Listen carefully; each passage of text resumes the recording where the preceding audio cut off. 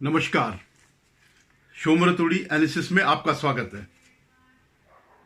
दोस्तों, आज जब पूरा मीडिया, इलेक्ट्रॉनिक मीडिया यानी टीवी, सब जो है, जो पंजाब से आ रहे खालिस्तानी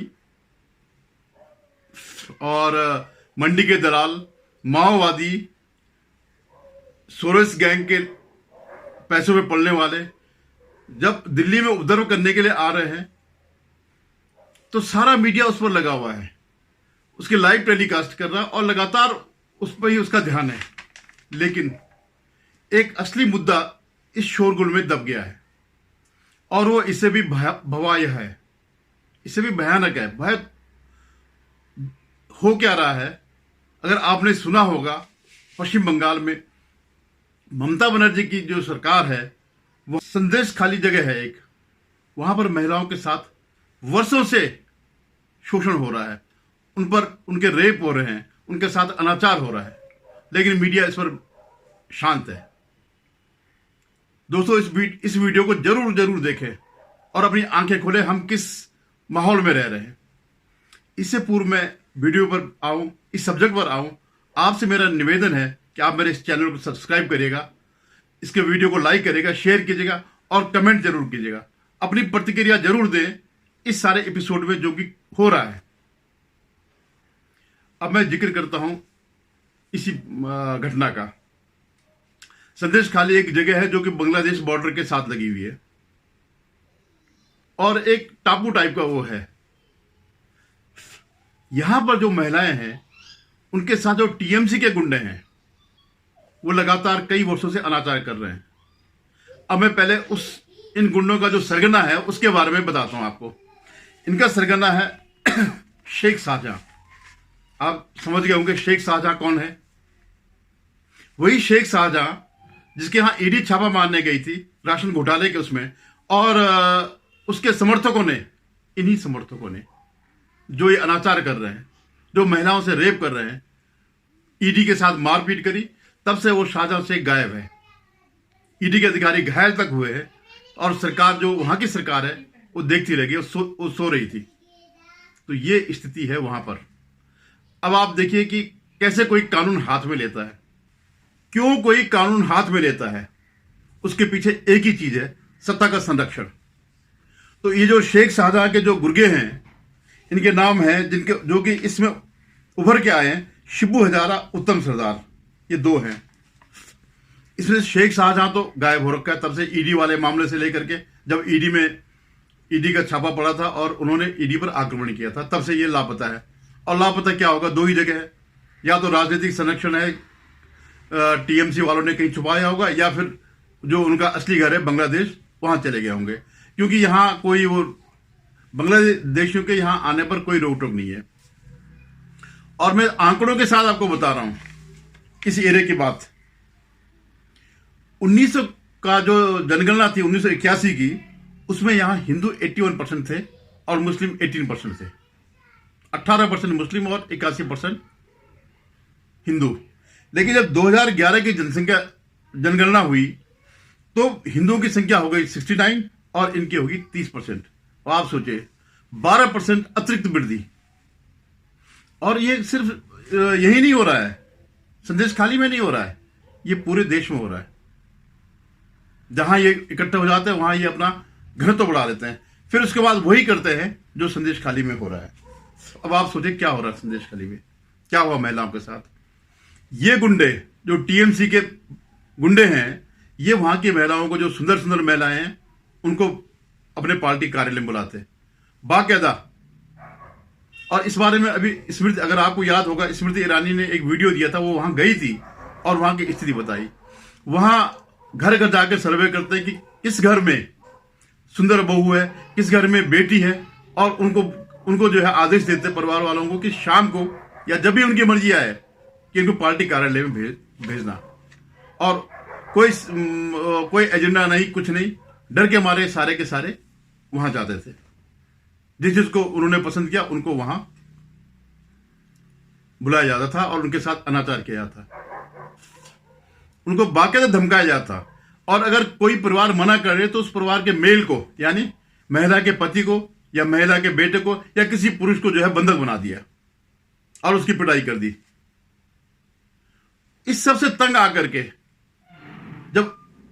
जब ये अनाचार की पराकाष्ठा हो गई, हर घर में ये सब होने लग गया, तो महिलाएं सड़कों पे निकल गई और आंदोलन करके, और बेचारी क्या उन्होंने किया, अपना प्रतिरोध अपना वो कैसे व्यक्त किया, एक झाड़ू लेकर के या लकड़ी के डंडे लेकर के वे सड़कों पे उतरी हैं।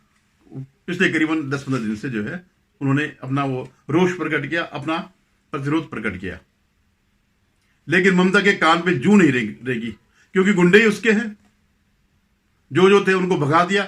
उल्टे ममता ने जो है, जो इनके समर्थन में बीजेपी वाले या सीपीएम वाले उतरे हैं, उनके खिलाफ ही धाराएं लगा दी। और तो और जो इन महिलाओं के पति है उनके खिलाफ भी पुलिस लगा दी।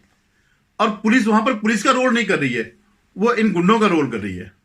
इन गुंडों के साथ जा रही है, उनको धमका रही है, और अगर किसी ने अपने बयान वापस नहीं लिए तो वो जा करके उनके खिलाफ रिपोर्ट कर रहे हैं, उनको टॉर्चर कर रहे हैं।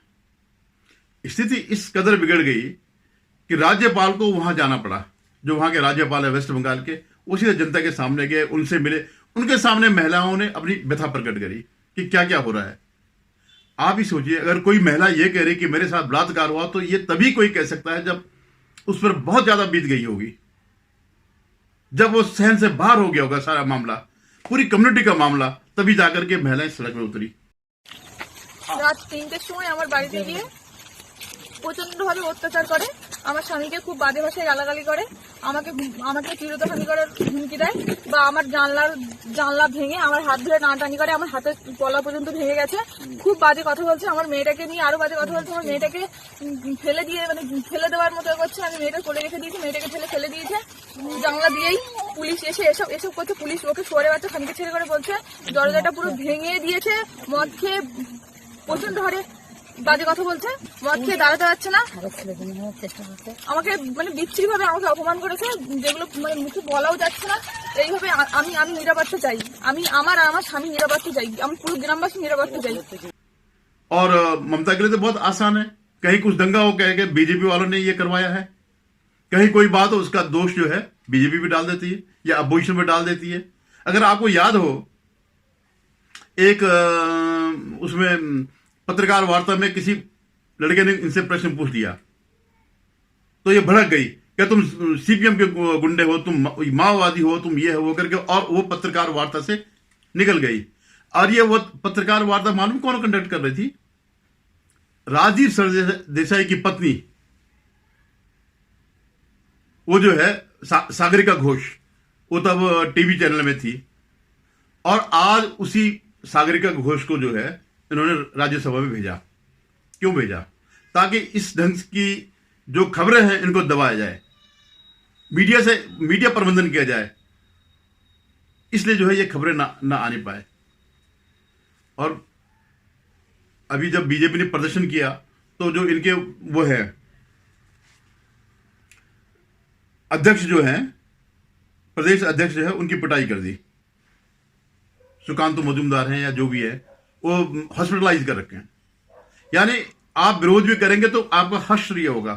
और अगर मीडिया में कोई अगर बड़ा पत्रकार या कोई वो करेगा, यूट्यूबर करेगा, तो उसके खिलाफ वो पुलिस भेज देंगे, गिरफ्तार कर देंगे। और इनका ममता का वो कौन है जोड़ीदार? केजरीवाल। ममता अपनी सत्ता अगर बचाती है हिंसा के बल पर। आपने 2022 का जो 21 का चुनाव हुआ था, आपने देखा होगा किस तरह से वहां हिंदुओं के साथ अत्याचार हुआ, उनके घर जलाए गए, महिलाओं के साथ अनाचार किया गया। यहां तो एक सिलसिलावार है, वहां तो उन्होंने एक ही दिन में जो है ये सब किया। लोगों को जा करके असम में जाकर के शरण लेनी पड़ी अपनी जान बचाने के लिए। वैसे केजरीवाल है, वो हिंसा में तो नहीं, लेकिन बाकी सारी चीजें वो ममता से सीखता है, या दोनों का एक ही वो है। वो क्या करता है, वो भ्रष्टाचार का शिरोमणि केजरीवाल है। और अगर किसी ने उसके खिलाफ कुछ बोला तो उसको जो है पंजाब की पुलिस, क्योंकि दिल्ली की पुलिस तो इसके पास है नहीं। अभी एक रचित कौशिक नामक एक यूट्यूबर है या पत्रकार है, जो भी है वो, तो उसने एक स्टोरी बनाई कि केजरीवाल का बेटा उसके नाम पर जो है ट्रेडमिल के नाम पर 10 लाख रुपए पर मंथ कमा रहा है, और वो ट्रेडमिल मतलब जो उसकी है वो उसने किराए पे दे रही की सरकार को। तो अब ये तो अपने को कट्टर ईमानदार कहते हैं केजरीवाल, हालांकि अब ये छवि कहीं है ही नहीं। आज देश में सबसे पतित, सबसे भ्रष्ट अगर कोई है तो केजरीवाल है।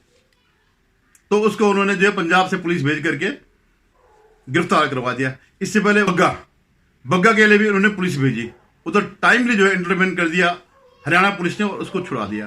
तो इन दोनों का एक ही वो है कि अपने विरोधियों को किसी भी तरह प्रताड़ित करो और सत्ता पे कब्जा करो।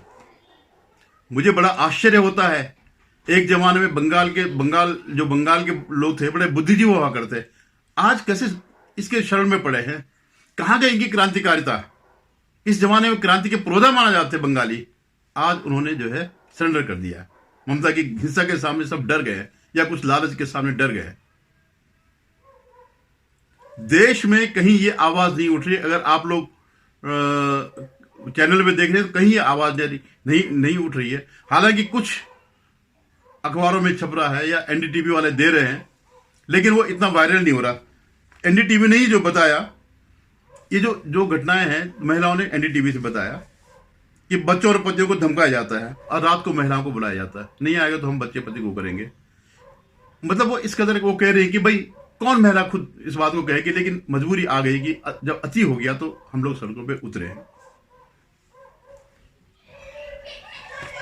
अगर आप ये देखिएगा, इसी तरह की घटना आजादी से पहले नोआखली में हुई थी, इसी तरह की घटनाएं मोपाला में हुई थी।